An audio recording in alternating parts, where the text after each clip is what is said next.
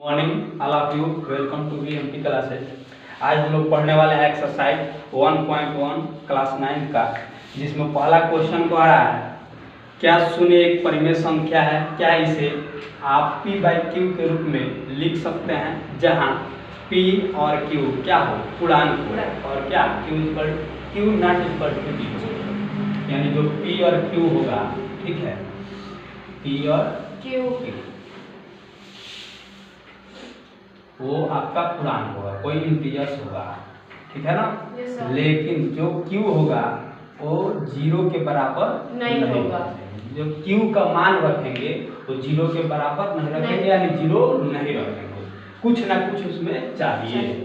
तो आपका क्वेश्चन कह रहा है कि क्या शून्य एक परिमेय संख्या है, तो आप लिख सकते हैं क्या साम में, हाँ, शून्य जो होता है क्या होता है, एक परिमेय संख्या होता है। अब इसको दिखाएंगे कैसे, तो मान लीजिए अगर हम 1/0/1 लिख दें, क्योंकि आपको q का मान 0 नहीं लिखना है, यानी कि जैसे मान लीजिए यहाँ p/q बराबर लिख सकते हैं क्या 0/1 बराबर, या और भी लिख सकते हैं 0/2 0/3, ऐसे डॉट डॉट आप लिख सकते हैं। यही आपका क्या हो जाएगा आंसर।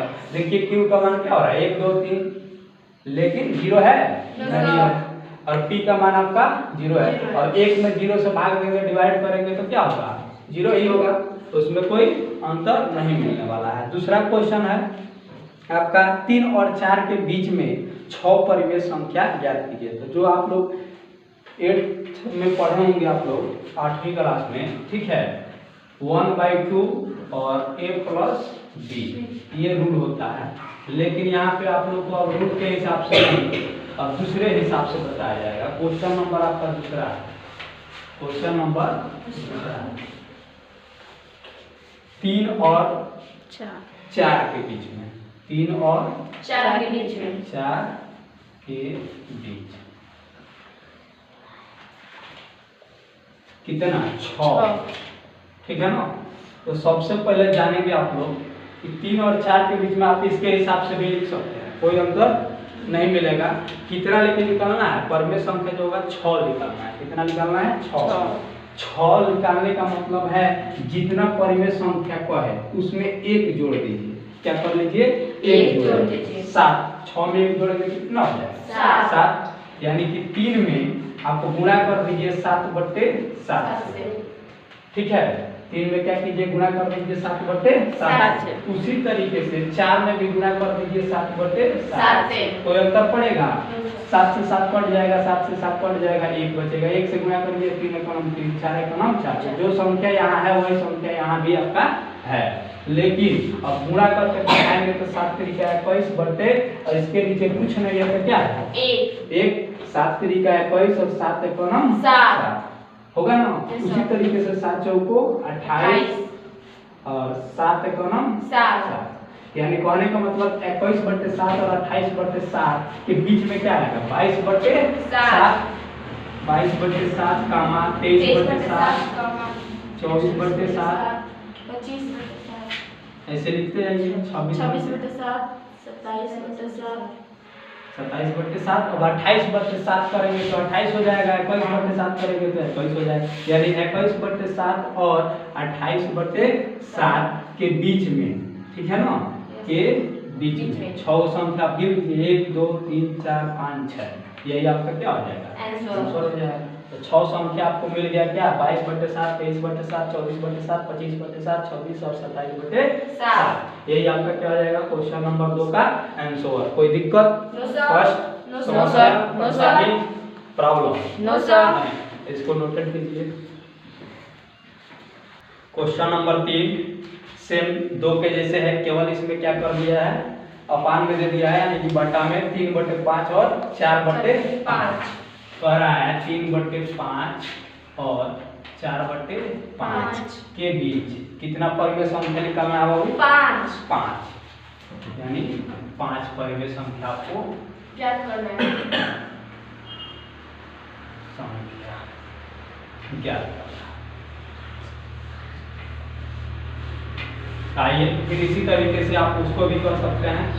3/5 और 4/5। पाँच। तो 5 को आ रहा है तो 5 में 1 जोड़ेंगे कितना हो जाएगा 6। छः। तो 6/6 से क्या कर देंगे गुणा कर लेंगे। 6 3 18 6 5 30 इसमें 6 चौको 24 और 6 5 30 18/30 और कितना 24/30 के बीच में कितना परिमेय 5। तो 18 के बाद क्या आएगा 19/30 20/30 21/30 22/30 24/23 24/30 है ये है। तो 5 को 1 2 3 4 5 आपको ये आपको 5 मिल गया। यही आपका क्या हो जाएगा आंसर हो जाएगा। कोई दिक्कत नहीं। इसी तरीके से आपका लास्ट क्वेश्चन एक है 1.1 का चौथा नंबर, ठीक है, उसको भी देख लीजिए। कह रहा है कि नीचे दिए गए कथन सत्य है या असत्य, कारण के साथ अपने उत्तर भी दीजिए। पहला कह रहा है कि प्रत्येक प्राकृतिक संख्या एक पूर्ण संख्या होती है। प्रत्येक प्राकृतिक संख्या क्या होती है एक पूर्ण संख्या होती है, ये आपका सत्य है। प्रत्येक प्राकृतिक संख्या क्या होगी एक पूर्ण संख्या होगी, क्योंकि पूर्ण रूप से वो क्या होती है प्रकृति रहती है। तो कारण में आप क्या दे सकते हैं, कारण में बता सकते हैं कि जो भी होगा क्या पूर्ण संख्याओं के संग्रह के सभी प्राकृतिक संख्याएं जो होती है एक पूर्ण होती है। आप इसको लिख सकते हैं ऐसे, ठीक है। दूसरा आपका कह रहा है कि चौथा का दूसरा कह रहा है कि प्रत्येक पूर्णांक एक पूर्ण संख्या होती है।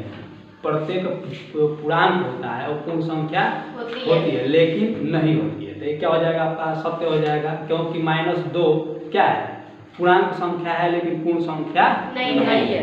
एक पूर्ण संख्या नहीं है, ठीक है ना। अब -2 उसमें क्या कर सकते हैं लिख सकते हैं कि जो -2 है क्या है एक पूर्ण संख्या नहीं है।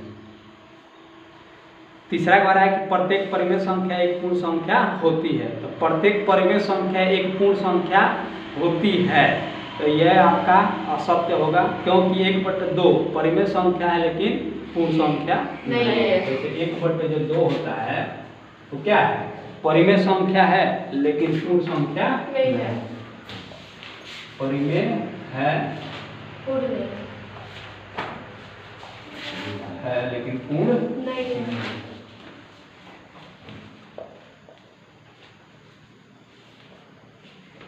तो ये आपका एक्सरसाइज 1.1 समाप्त हुआ। कोई दिक्कत इसमें चैप्टर में भी परेशानी प्रॉब्लम कष्ट समस्या नो सर बन गई।